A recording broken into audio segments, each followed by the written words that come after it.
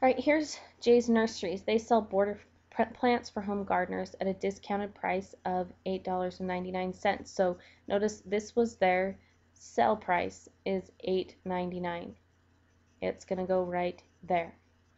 Jay has 425 plants he has to sell, so that's his estimated unit sales. The fixed cost for all of these plants was $1,894, and the variable costs are $3.24 a plant. What's the maximum profit? Okay, so this time we're trying to find maximum profit. We have the selling price. We don't have the total cost per unit. We have once again the variable cost per unit, but instead we have the total fixed costs here. So what we want to do is first find our fixed cost per unit, which again, to do that, you do the fixed cost of 1,894. Per means to divide by the number of units, and there were 425 plants. So we take 1,894 divided by 425. That gives us $4.46 if we round to the nearest cent. So now we can fill that information in. That's our fixed cost. We can use that to find our total cost per unit. That's the $4.46 we found for our fixed cost, plus the $3.24 they said you had for variable costs per unit.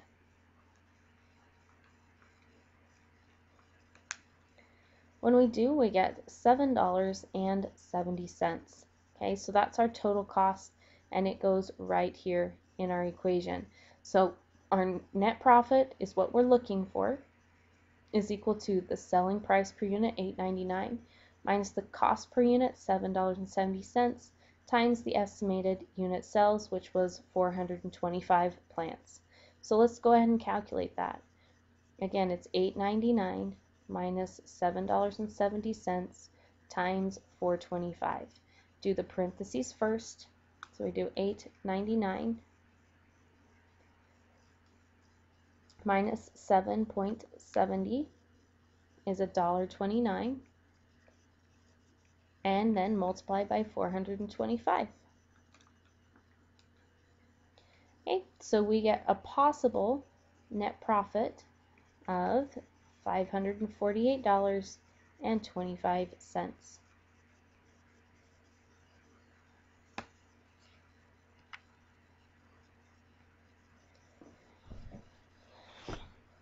Okay, this one's using a table where we have our different items given the selling price per unit, that's what you're selling it for, the estimated number of cells, the fixed cost per unit, variable cost per unit, total cost per unit, and the possible net profit. Okay, we need to fill in what the possible net profit is, and their hint here is to first find A and B. That's what we've been doing in our previous problems. We had to find the fixed cost per unit first, then use that to find the total cost per unit, and then use that in our formula up here to find the net profit. So again, let's start by finding the fixed cost per unit.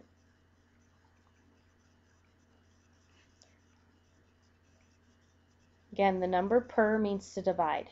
So we take the fixed cost, which it said were $105,000.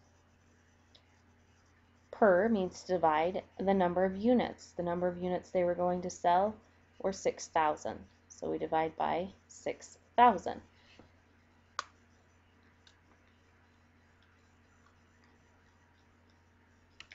Okay, when we do, we get $17.50. So that is our value for A.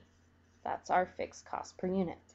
Next, we need to find the total cost per unit. Well, that would be the fixed cost per unit plus our variable costs. That's our two types of costs. The total would be those two added together.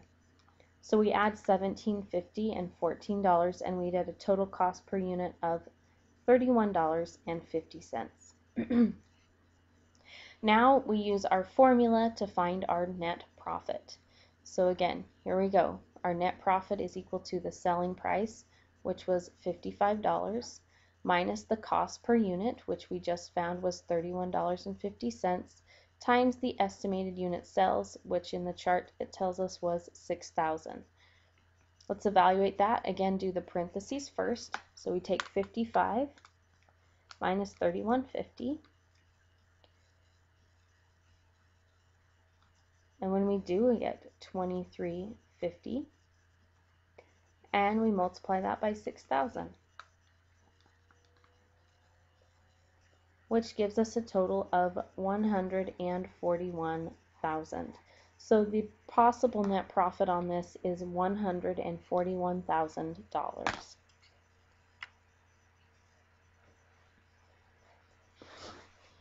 Okay, we're given another table here. This one asks us to find the possible net profit for our estimated unit sales. They've filled everything in for us, which is very nice. All we have to find is our possible net profit. So we use our formula up here that we're given up at the top.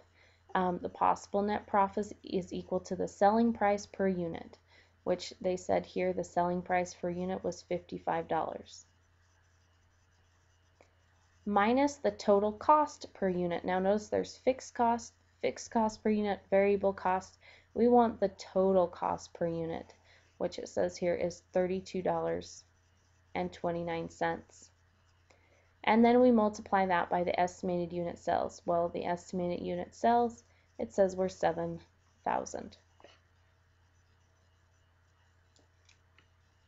All right, so we do parentheses first. We're going to do the 55 minus 32.29.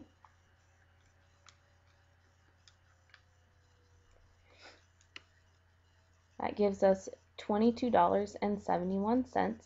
We're going to multiply that by the total number of units, 7,000. And that gives us our possible net profit of $158,970.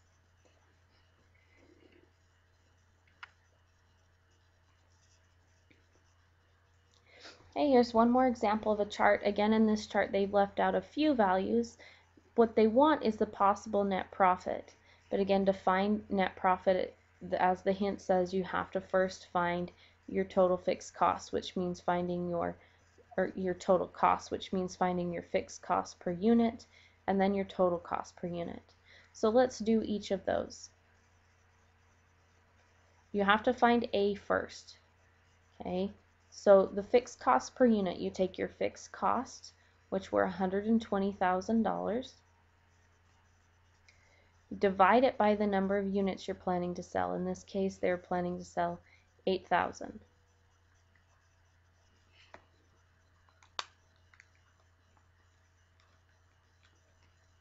We take 120,000 divided by 8,000, which gives us 15. So $15 is our fixed cost per unit.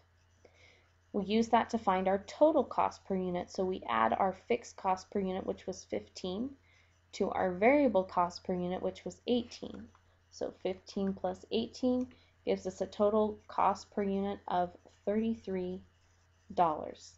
Now we can find our answer.